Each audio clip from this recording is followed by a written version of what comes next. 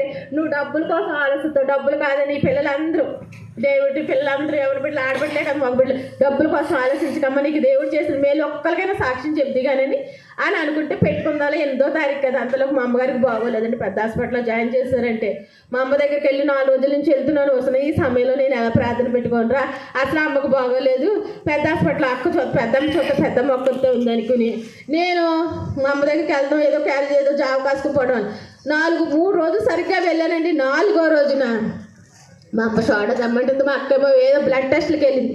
Blood టెస్ట్కి వెళ్తే soda తెమ్మని నేను వెళ్ళాను. చీర తగిలి పడిపోయాను. పడిపోతే ముందుకు పడిపోతే కాలు ఇలా బెరికైపోయింది. ఈ ఆపరేషన్ చేసిన కాలే ఇరిగిపోయిందండి. ఇరిగిపోయి వెంటనే ఎంత వాసమైందండి కాలు.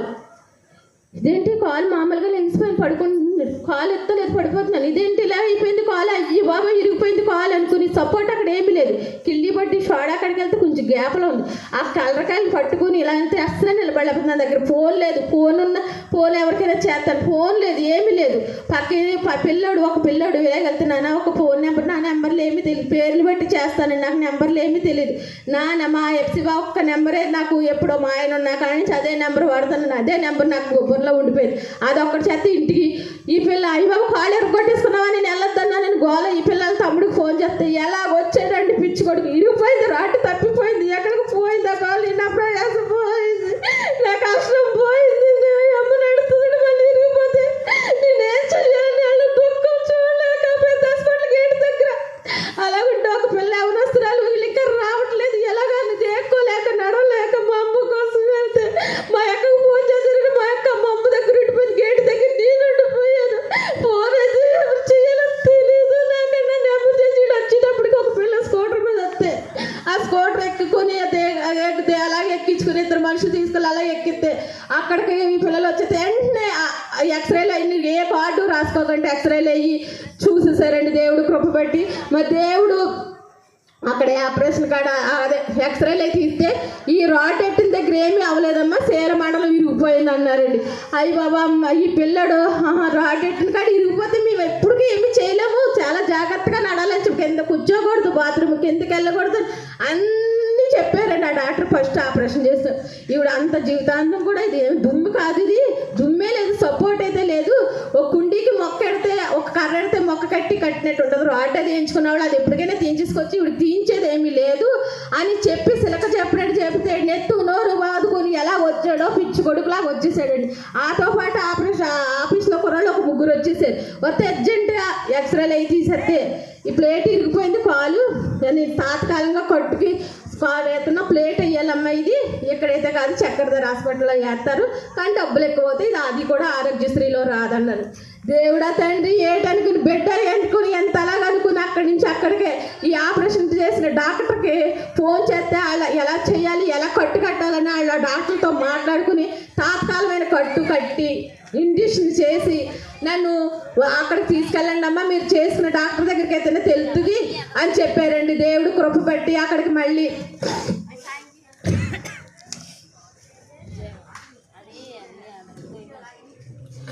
దేవుడికి వందనాలండి. మరి ఆ హాస్పిటల్ కాడికి వెళ్తే 1,80,000 అండి, ఇక్కడ కూడా చాలా డబ్బులు అవుతుందంట. మరి ఆ డాక్టర్ అంటే మళ్ళీ సారు అక్కడ ఫోన్ చేసి అంటే తీసుకొచ్చేయండి అప్పుడు నేను చూస్తాను, అది ఆరోగ్యశ్రీలు అవుతే నేను పెడతానని వేరేగా ముందైన డబ్బులు అయినాయి. ఆ పిల్లలు ఎలా తట్టుకుంటారు, సాయిని కూడా డేవిడ్ని కూడా నా కొడుకే అనుకుంటారండి, ఎలా తట్టుకుంటారు, ఆ పిల్లలు ఏం చేస్తారని అది ఆరోగ్యశ్రీలో వచ్చేలాగా ఆరోగ్యశ్రీలో చేసి చాలా ఉన్నతంగా ఒక్కసారి నన్నమ్మ 10 నిమిషాలు నా సాక్ష్యం అయిపోతుంది, ఏదో ఒక నాకు రక్షింపబడతారని నా కోరిక కానీ ఎంతేగాని ఏది కాదు మిమ్మల్ని బాధ పెట్టాలని నా సాక్ష్యం అయితే చెప్పుతలేదు. కానీ ఒకవైపు నా వైపు చూసి 10 నిమిషాలు నా సాక్ష్యం చెప్పండి, ఎందుకంటే దేవుడు చేసిన కార్యాలు నాకు ఏం చేయలేదు అని చెప్తున్నాను. దానికి ఉదాహరణ రోజు వాక్యం వింటాం, రోజు భోజనాలు చేస్తాం, రోజు పాటలు పాడతాం, కానీ ఇలాంటి సాక్ష్యం వస్తుందంటే ఉంటాయి కానీ ఉండవని అంటలేదు. కానీ నా జీవితంలో ఏం చేశారని నేను దేవుడికి చెప్తున్నానంటే ఆ 2 ఆపరేషన్ కూడా అది 20,000 కట్టించుకొని వేసి దాంట్లో ఘనంగా ఏది పిల్లలు కానీ ఎవరిని కూడా ముట్టుకోకుండా నేను ఇంటికి నన్ను ఎలాగా వాళ్ళు ఎంత చంటి బిడ్డలా చూసుకుని 20,000 కట్టించుకున్నారండి. మమ్మల్ని మా అత్తగాని కానీ మా పిల్లలు కానీ ఎవరిని కూడా ముందు చేసినట్లుగా కాకుండా చక్కగా మర్యాదగా చంటి బిడ్డలా చూసుకుని ఆ ఆపరేషన్ కూడా సక్సెస్గా చేసి మళ్ళీ నన్ను ఇంటికి పంపించారండి. దాన్ని బట్టి వందనాలండి. దేవుడు మరి నాకు చేశాడా 2 ఆపరేషన్లు. ఒక్క సంవత్సరంలో 2 ఆపరేషన్లు ఎవరైనా చేయించుకుంటారండి? అది చేయించుకుంటారు కాదంటలే, కానీ ఇలా ఇరుక్కుపోవడం, ఇంత డబ్బు ఖర్చు అవ్వడం, ఆ 3 లక్షల అప్పే తీరలేదు, చేయలేదు. ఈవిడికి ఇవ్వాలి ఆవిడికి ఇవ్వాలి అనుకుంటున్నాను. అది దేవుడు అది కూడా అవ్వకంటే ఆ అప్పు కోసం డబ్బుల కోసం నా బిడ్డలు ఎప్పుడు నన్ను బాధ పెట్టలేదు. ఏది విషయంలో కూడా నన్ను ఏమీ అనలేదు.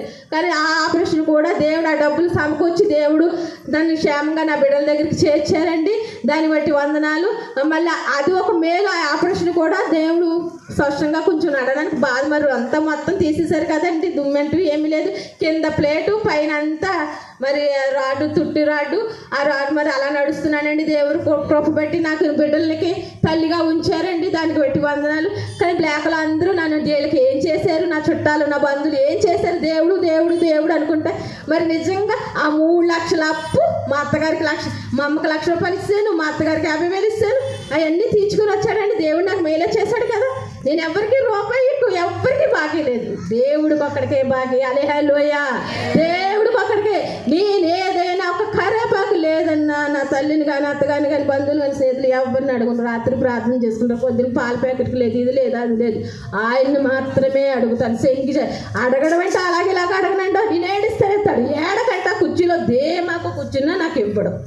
అది నువ్వు ప్రార్థన తగ్గిపోయిందమ్మా అందుకే నేను ఇలా ఉన్నానంటాడు మా యేసుబాబు. నువ్వు ఏడిస్తేనే నాకు ఇస్తాడు. అంటే మిమ్మల్ని అందరినీ నేను ఏడమండం కాదు, అదొక సరదా. బిడ్డలు చూడండి, ఏడిస్తేనే కదా చాక్లెట్ ఇస్తాం, ఏడిస్తేనే కదా అది కొంటాం ఇది కొంటాం. మరి నేనంటే ఏంటో ఇష్టమో లేదో నాకు తెలియదు. కానీ ఆ 3 లక్షలు డబ్బులు అప్పులు తీర్చాడు. 1 రూపాయి అప్పు లేకుండా ఉన్నవాడే కదా కోటేశ్వరుడు.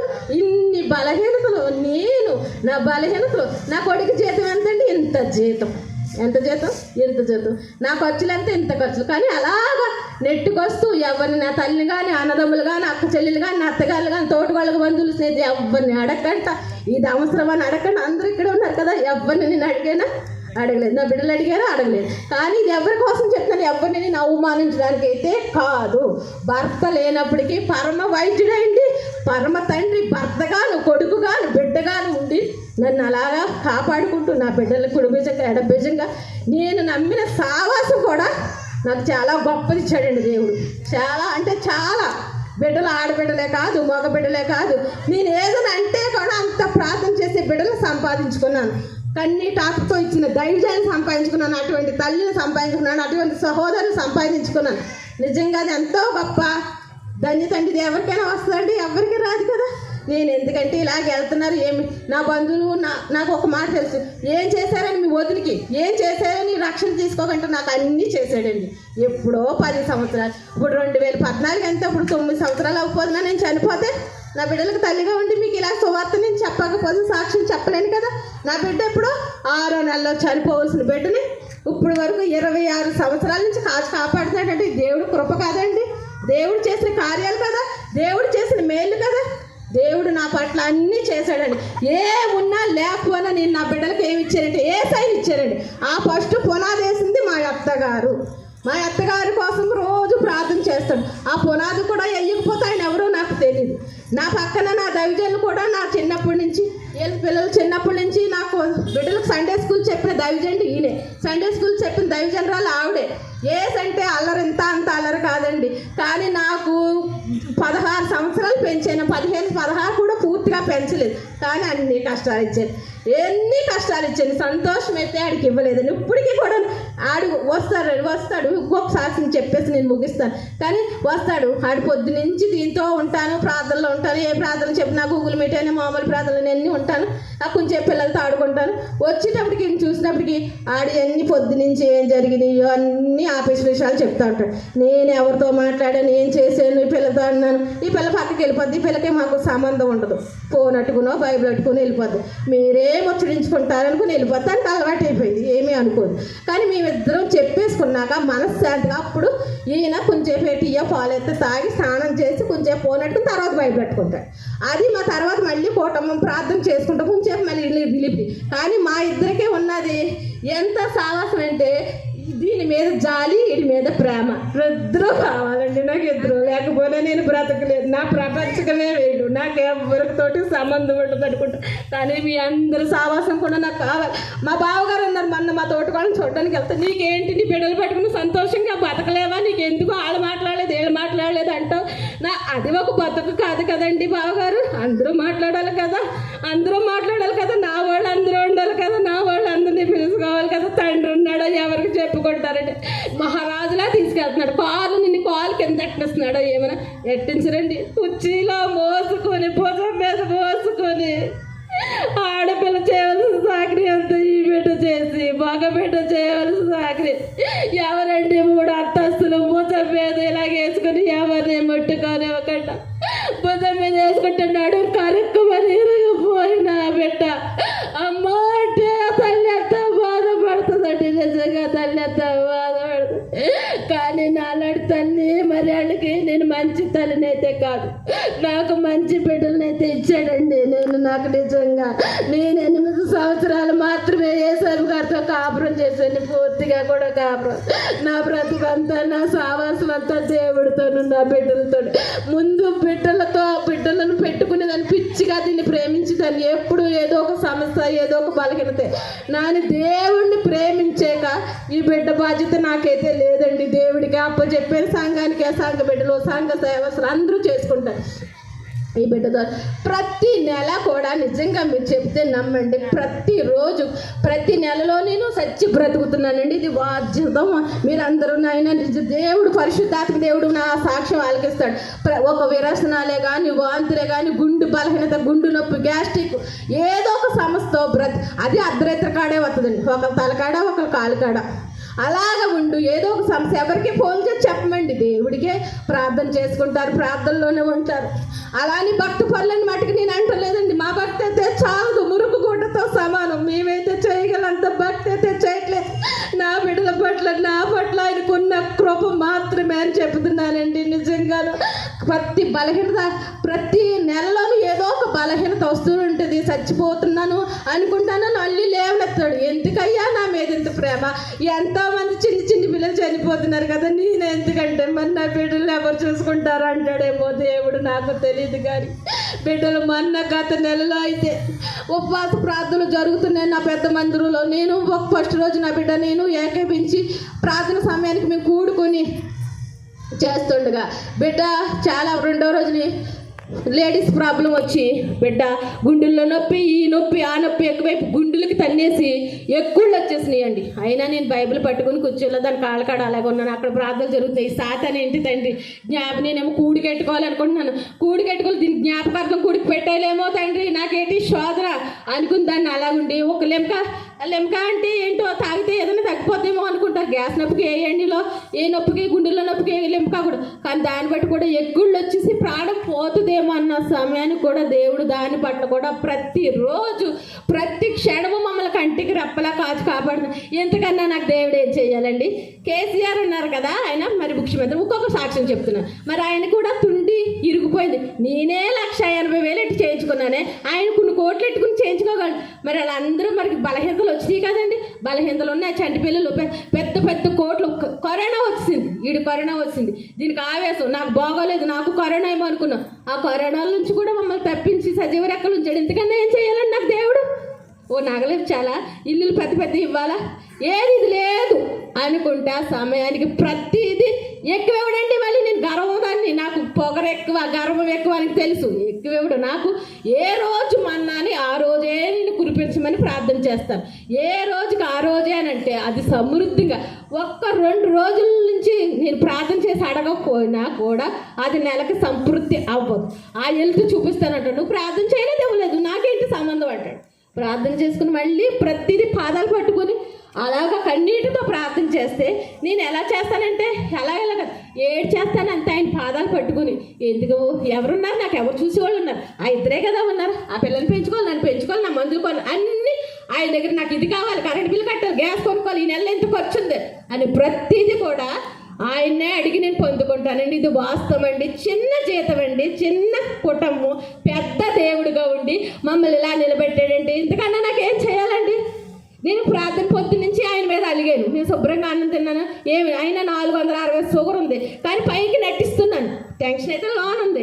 దేవుడి దగ్గర నటిస్తున్నాను, పిల్లల దగ్గర నటిస్తున్నాను. నా పిల్లల దగ్గర ఈ పిల్లల నరాలు అయితే పనిచేస్తలేదని వాళ్ళ పెద్దమ్మకి చెప్పుకుంటుంది, ఇలాగ పాలు వారకు చెప్పుకుంటున్నట్టు ఇలా. కానీ అంత టెన్షన్ పడుతున్నాను. కానీ ఇంతమంది వచ్చారు, అది దేవుడి చిత్తం కదండి, దేవుడు ప్రణాళిక కదండి. నన్ను విడిచిపెట్టాడా దేవుడు? మనుషులైతే విడిచిపెట్టచ్చండి, పరమ తండ్రి విడిచిపెడతాడా? నా భర్తని నన్ను విడిచిపెట్టి వెళ్ళిపోయాడు, కానీ మంచి బిడ్డలు ఇచ్చాడు కదా. ఈ పరిస్థితుల్లో ఒక్కొక్కసారి అంటాడండి యేసుబాబు, నాకైతే అమ్మా నాకే సమస్య కాదు, నీకు తెచ్చి ఇచ్చేయడమే, ఫ్రీ సింపుల్గా ఉంటాను, నా తల్లికి ఇస్తే నాకు చూసుకుంటే నాకు సంబంధం లేదు. 1 రూపాయి ఖర్చు పెట్టడం రాదు, 1 రూపాయి తినడం రాదు, తెచ్చి ఇచ్చేయడమే తెలుసు. కానీ అమ్మ మనకి ఈ పరిస్థితి వస్తుందని ఎప్సిబాన్ ఇలా చేశాడంట. అమ్మది అల్లుళ్ళతో పడాలి, వాళ్ళని పడాలి, కట్నాలు ఇచ్చుకోవాలి, అవన్నీ చేయాలి. కానీ దేవుడు మంచి బిడ్డలు ఇచ్చాడమ్మా నీకు. దేవుడికి వందనాలంటే దాని విషయంలో కూడా మేము వందనాలు చెప్పుకోండి, అంటే బలహీనమని కాదు. కానీ దేవుడు మేమెవ్వరికి నోటంటైతే సాక్ష్యం అయితే చెప్పమండి, ఇప్పుడు చెప్తున్నాను. కానీ మమ్మల్ని చూసి ప్రతి ఒక్కరు సాక్ష్యం చెప్పుకుంటారు, ఇది వాస్తవం. ఆ బిడ్డను ఎలా ఉంచాడా, ఈ ఎమ్మిలా ఉండి, ఇంతలా ఉండి, ఇంత టెంపర్గా ఉండి, ఇంత చీరలు కట్టి ఇలా ఉండి, మళ్ళీ కురూపుగా అయిపోయి మళ్ళీ రూపాయలు ఇచ్చాడా, అది కూడా చెప్పుకోవడం మా దేవుడి నామానికి మయం కదండి. అందుకే ఉంచాడు దేవుడు కృపని మా దేవుడు అంటాడు. దేవుడు ప్రతిదీ కూడా నా బిడ్డలు, నా సంఘము నన్ను ఎప్పుడు విడిచిపెట్టలేదండి. నా బంధువులకి, నా స్నేహితులకి, స్నేహితులకి అంటే ఇది గొప్పతనం కాదు. నేను ఎవరిని అవమానించలేదు, అవమానిస్తే నన్ను క్షమించండి. ప్రతిదీ మూల కారణం ఆవిడికి. ఈ కూడికంతా మీ మామ పెట్టుకుందేమో అంటారేమో రా బాబు అని అంటే, ఎందుకంటారమ్మా చెయ్యరా నువ్వు. నేను ఆవిడతో మాట్లాడి నిజంగా వాస్తవంగా 8 నెలలు అయింది. ఆవిడికి నాకు ఎప్పుడు ఏదోటి వస్తుంది, కానీ ఆవిడ పేరు ఒకటే, నా పేరు ఒకటే, ఇద్దరికి అసలు పడదు అసలు. రావద్దంటాను, నా గుమ్మలకు రావద్దంటాను. వాళ్ళు మామూలు కాకేసుకుని వాళ్ళు వెళ్తారు, వస్తారు, వాళ్ళు చేస్తారు, నాకైతే సంబంధం లేదురా, నేను పైదాన్ని అని అంటాను. కానీ నేను ఎంత ప్రార్థన చేస్తానో అంతా నేను అది ఎవరి మీద కాదండి, నా జీవితం ఇలాగ అయిపోయిందని నన్ను పట్టించుకోలేదు. ఇలాగ ఉన్నారా, 2 ఆపరేషన్లు చేయించుకున్నారో అని అడగలేదని ఒక ఉగ్రాసం తప్పించి నేను ఎవరి మీద అయితే కోపం. దేవుడు నమ్ముకున్న వాళ్ళు కూడా ఆ కోపం కూడా ఉండకూడదు. నా కోసం కోపం తగ్గాలి, షుగర్ తగ్గాలి. కానీ ఈ ప్రార్థనలో చాలా టెన్షన్ పడ్డాను. అందరూ నీళ్లు పోసుకున్న వాళ్ళు వచ్చారు, ఆరోగ్యం లేకుండా వచ్చారు. కానీ నా మాటకి దేవుడి మాటకి విలువిచ్చి దైవజల్లి ప్రార్థన, విశ్వాసుల ప్రార్థన, సంఘ బిడ్డల ప్రార్థన, నా కుటుంబ సభ్యుల ప్రార్థన, ప్రతి ఒక్కరిని నేను ఇలా చూస్తాను అనుకోలేదండి. బ్రదర్స్ మీరు అందరూ వచ్చినందుకు చాలా వందనాలు. అంతగా ఆదివారం పెట్టుకున్నాను, దేవుడి స్తోత్రం. మీరు ఎంత బలహీనతమైనా అందరూ గృహాలకు వెళ్ళిపోతారు. నా ఇంటికి, బంధువుల ఇంటికి ఎవరికి వెళ్ళను, కానీ ఈ ప్రతి ఒక్క ఇంటికి వెళ్ళిపోతారు. అందులో బట్టి జ్ఞాపకం ఉంచుకొని ప్రతి ఒక్కరు వచ్చారండి, దానికి అందరికీ స్తోత్రాలు. ఓపుగా నా సాక్షి విన్నందుకు నీకు వందన. దేవుడికి, దేవాది దేవుడికి వందనాలండి. నా బంధువులకి, నా రక్త సంబంధికి, నా స్నేహితులకి, సంఘ బిడ్డలకి, ఆడబిడ్డలకి, మగ బిడ్డలకి, దైవజనులకి కుటుంబానికి, నన్ను ఇంకనూ మరి ఇలాగెంత వాగిడికి ఆయన ఎవ్వరు నా బిడ్డలు కాబట్టి భరిస్తున్నారు, కానీ ఎవ్వరు భరించరండి. దేవునికి దాన్ని బట్టి కూడా వందనాలండి. ఈ చిన్న సాక్ష్యం మరి ఎవరైనా నా సాక్ష్యం తప్పుగా అనుకుంటారో ఒప్పుగా అనుకుంటారో నాకు తెలియదు, కానీ ఇది నా జీవిత స్టోరీ. దేవునికి వందనాలండి. చిన్న సాక్ష్యం దేవుని దీవించిన గాక. నా కోసం కొంచెం ప్రార్థన చేయండి. కోపం అయితే ఎక్కువ, మేము బలహీనం, ఎప్పుడు ఎలా ఉంటామో మాకు తెలీదు. ఈ సమయం ఇంత ఘనంగా జరిగింది, రేపు మేరీ మడి లేకపోయినా ఆశ్చర్యపడక్కలేదు. దేవునికే మహిమ, దేవునికే ఘనత. ఇది లోకం నాకైతే శాశ్వతం లేదు, కానీ నాకు కోసం, నా 2 బిడ్డల కోసం మంచిగా ఇది దేవుని దగ్గరికి వెళ్ళాలి, మంచిగా గృహస్థుడిగా, మంచి ఉద్యోగస్తుడిగా వెళ్ళి, అదొకటే కోరికండి. దానికోసం నేను ఒక్కసారి సాక్ష్యం చెప్పినందుకు చిన్న సాక్ష్యం కాదు ఇది. ఈ సంవత్సరానికి నీ ఒక్క కూడికిని బట్టిగా నేను అడుగుతాను. నేను ఈ సంవత్సరానికి అడగను, సంవత్సరానికి 2 రోజులు మళ్ళీ కాలు పట్టుకోవాలి కదా నేను, అప్పుడు అడుగుతాను, నీకు లిస్ట్ ఇస్తాను నేను. అప్పుడు నాకు చెయ్యి ఒక్కొక్కటని దేవుడి దగ్గర వాగ్దానం చేస్తున్నానండి. దేవుడి ఈ సాక్ష్యం మీ అందరి జీవితంలో నెరవేర్చాలని ఏదో నేను చెప్పేసాను. ఇది దేవుడు యథార్థంగా జరిగిందండి. ఇదైతే ఏది కల్పించుకోవడం లేదండి, ఉన్నది ఉన్నట్లుగా మాట్లాడేస్తానని అందరికీ, సంఘస్థులకు కూడా చాలా మందికి తెలుసండి, నా కుటుంబ సభ్యులకి అయితే మహా ఎక్కువగా తెలుసు. ఈ చిన్న సాక్ష్యం దేవుడు దీవించాయని. నా బిడ్డల కోసం కొంచెం ఎక్కువ, ఈ చిన్న కుటుంబాన్ని మీరు ఎప్పుడు జ్ఞాపకం చేసుకోవాలని నా కోసం అనేది ప్రార్థనలో జ్ఞాపకం చేసుకోండి. చిన్న సాక్ష్యం దేవుడు దీవించిన గాక.